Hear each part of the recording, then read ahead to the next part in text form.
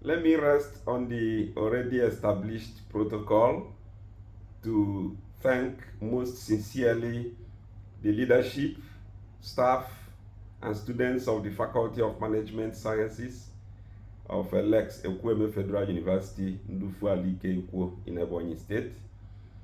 I thank all of you, the organizers of the second international conference of the Faculty of Management Sciences, Lex Ekwueme Federal University, especially the Dean, the Vice Chancellor, and all of you, particularly the students. I want to say thank you and express my gratitude for having me as one of your lead paper presenters. I sincerely apologize for not being physically present to present this paper. It's due to a very pressing and urgent need for me to be in Lagos. So I am in Lagos now making this presentation, and I believe that it will serve the purpose.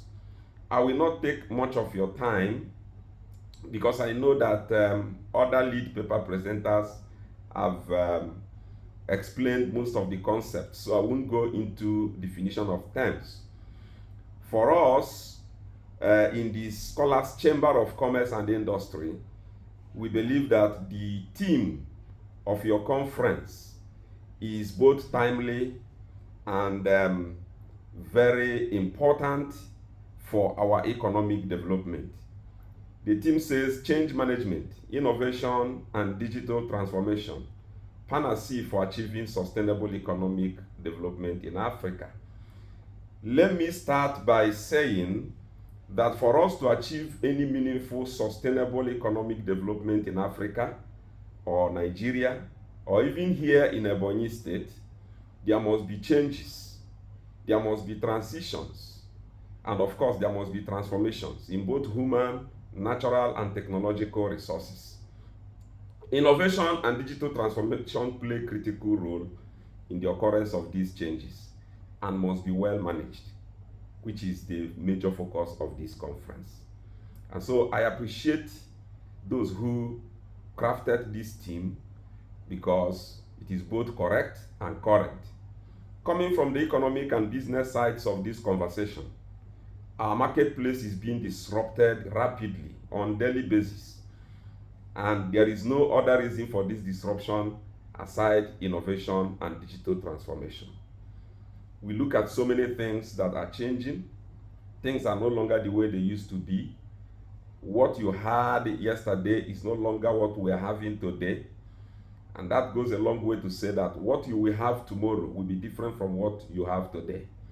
All of these borders on changes, innovation, and digital transformation. Unfortunately, permit me to say that unfortunately, a lot of people are still following tradition in this era of innovation. And I need to let us know that tradition and innovation are not the same. Most times, tradition and innovation are considered two opposing concepts and perspectives. Whereas tradition means being linked to cultural, behavioral, and professional models which have developed within a given reality and which have been handed down over time. Innovation, on the other hand, means opening up to the future through the invention and adoption of new behavioral and professional models, introducing new activities, introducing new products and business models into our marketplace, into the society and the economic system, or even improving on the existing ones. That is innovation for you. And it is not something that anybody should be joking with. It is something that we must take very serious. We must have to understand the role of tradition and of course the role of innovation. We can hereby infer that tradition and progress do not necessarily have to be seen as two opposing concepts. And when one innovates, maybe something completely new or something refined from the old existing ones, it has to be managed. it has to be maintained, and it has to be sustained. And that takes me to digital transformation. And if I may ask, what is digital transformation? Digital transformation is the integration of digital technology into all areas of a business, fundamentally changing how you operate and deliver value to customers. It is also a cultural change that requires organizations to continually challenge the status quo. That is the major thing required in terms of digital transformation. And again, this should also be managed, maintained, and sustained. So, which leads to the major reason for this conference. And the first assignment is change management. What do we do as change managers to manage and maintain and sustain all these changes, all these innovations, and particularly the digital transformations that we are having in our society, in the marketplace, and even in our academic systems? How do we manage the change? I will say, as a layman, because I'm not in the field of management, academically, I am in the field of management by virtue of my position. And so I will say that change management is a transformational leadership approach. We have different kinds of leadership approach. Some are visionary leaders, some are bridge building leaders, some are pathfinding leaders. There are different categories, different approaches to leadership. But when it comes to change management, the approach should be transformational. The leadership approach required, should be transformational in the sense that it has to go with an organized tactic to handling the technological and innovative alteration of an organization's plans and procedures. So if you must be a change manager, the goal and objective of change management must include three major things. One, you look at the implementation of strategies for achieving the change. So the question there is, what do we need to change? What is changing? What has changed? What are the strategies for achieving sustainable development through all of these changes? That should be the question that must bother anyone that is in the field of management, whether as a lecturer or as students. Then the second focus should be on how to monitor and control the change. How do we monitor what is happening? I give you an example. I was in Hong Kong a few weeks ago, and I noticed that at the airport, I needed nobody to help me carry my bag. There were robots directing, carrying people's bags, checking people in, and all of that. So that is what we need to monitor all over the world. What are the things that are changing? But when you come to Nigeria, you notice that more than 100 persons will be coming to drag to help you carry your bag. Maybe at the end of the day, you give them 500 naira or 1,000 naira. So what are those things that are happening in other parts of the globe that are not here? So we need to monitor, we need to control. And thirdly, which is the area that I will dwell a little more, give a little more attention to, helping people to adapt to the change. That's the third approach. How do we help people to adapt to the changes? And I think that's where the Faculty of Management Sciences need to pay close attention to, both the lecturers and the students. For me, I believe that lecturers lecture leaders. So students, you are leaders. You are potential leaders. You are only in school for the lecturers to help you develop leadership in various areas of our economy, various sectors of the economy. And so lecturers lecture leaders who will eventually lead the lecturers. Maybe I take that again. I said lecturers lecture leaders who will eventually lead the lecturers. So we need to take that very seriously. And there are 12 slogans or 12 I use the word slogan because in the Scholars Chamber of Commerce, it is becoming our slogan, the 12 T's. So 12 approach, 12 strategies that we must use to help people to adapt to change. Number one is training. Training is different from teaching. And so when we see ourselves in the university or in the academic institution, we ask ourselves, these lectures we are taking, are they just mere teaching or training? When it comes to training, we look at skills more than certificates. Skills more than certificates. Skill acquisition is very important. And so it is not just about delivering lectures. It is about training the students to have skills. Skills that will empower them and not just employ them. Empower them and not just employ them. So training is very, very important. Without training, we are in trouble. Without training, we cannot triumph. It is important that we change our curriculum to reflect training. The second approach in helping people to adapt to change is to give them technology.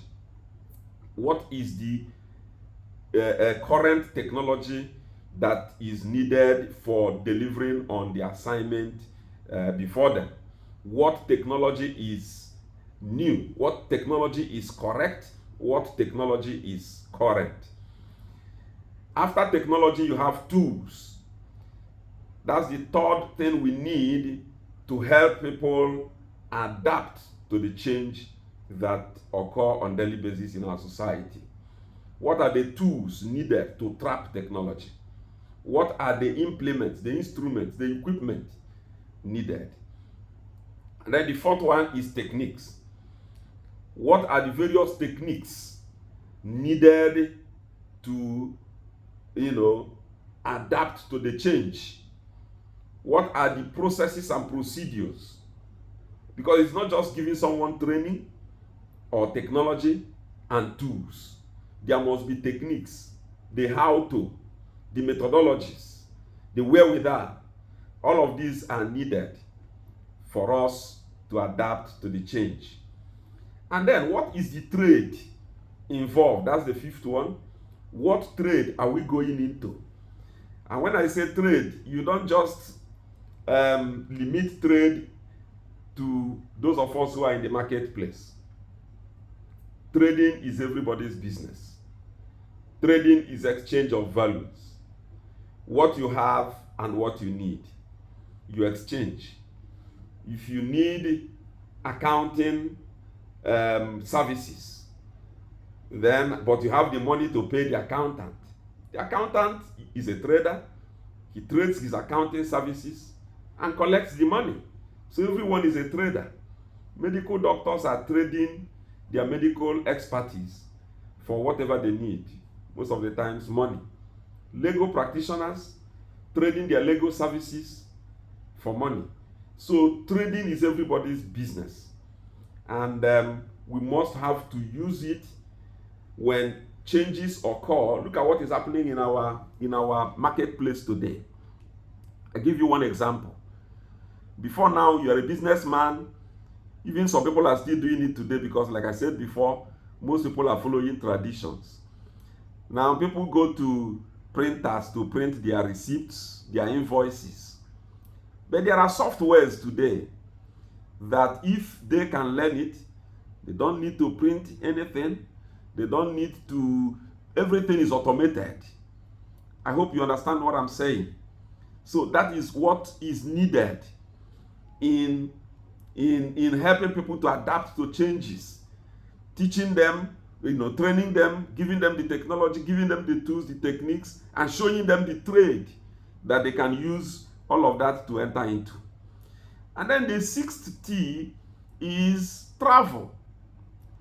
For you to understand changes, innovations, and digital transformations, you don't need to remain in one place. If you travel out of the country, you see what other people are doing. You see there are places where Artificial intelligence have taken over almost everything. Robots are doing most of the things that humans are doing. And you don't wait until it takes us by surprise. You need to travel to see what is happening in other climes. And then the seventh T is tasks. What are the activities? Like I said, new activities are coming. What are those new activities? That's what we mean by tasks. What am I supposed to do? What are you supposed to do per time? And then timing. That's the eighth T, timing. Okay? I summarize task and time in one sentence. You task your time and time your task. Don't do what you're supposed to do yesterday today. And don't be doing today what you should have done yesterday. So there's need to task your time and time your task. Then the next T is trend. Trend has to do with what is happening per time. What is in vogue? What is reigning? Okay, what is trending? So you need to understand the trends. In your change management approach, you need to understand trend. And then give yourself target. That's the 11th T. No, sorry, the 10th T. Give yourself target. Give yourself target. What am I going to achieve? What are my goals in these changes that are occurring, in the new innovation we are having? Okay? And even in the digital transformation that is sweeping across the entire globe. What target am I giving myself as a change manager? You must give yourself target. And then, who are my team? Who am I going to be working with? Who are my colleagues? You need to understand them. For you to effectively manage change, you must know those who are working with you. You must understand where they are coming from. You must know what to do, what is your own role, what are their own roles. And when you do that, you have the final T, which is turnover. What profit are we going to make in this change, in this innovation, in this digital transformation? What is the benefit? And so, like I said before, lecturers lecture leaders who will eventually lead the lecturers. I want to say, finally, that digital transformation, innovation, and change must be effectively managed in order for us in Africa, in Nigeria, in Ebonyi State, in your own state, to have sustainable economic development, since we are in the digital economy. Thank you, and God bless you.